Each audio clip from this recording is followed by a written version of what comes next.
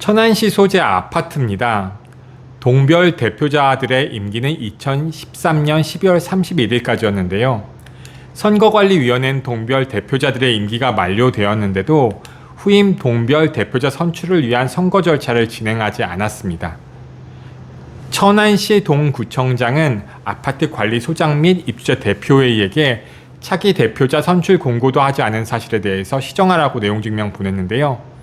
선거관리위원회 위원장은 임기 만료일 직전 일부 입주민이 현 동대표에게 부정적 영향을 미칠 수 있는 미확인된 내용을 이렇게 막 전단지를 배포한다는 이유를 들어서 또 차기 동대표 선출을 연기하였습니다.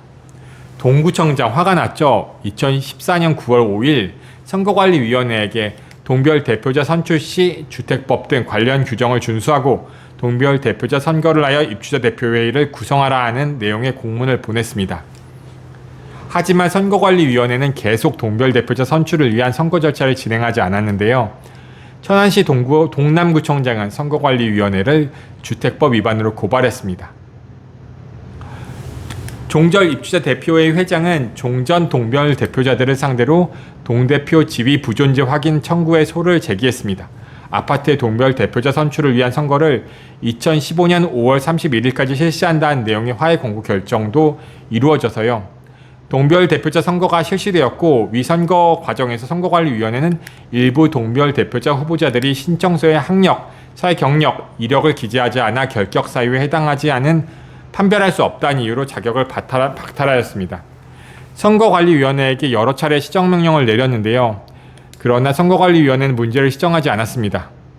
동구청장은 2015년 9월 17일 선거관리위원회를 주택법 위반으로 고발하였고 선거관리위원장은 구청의 시정명령을 받아들여서 종정선거에 의한 아파트 입주자 대표회의 구성 자체를 무효화한다고 공포하였습니다.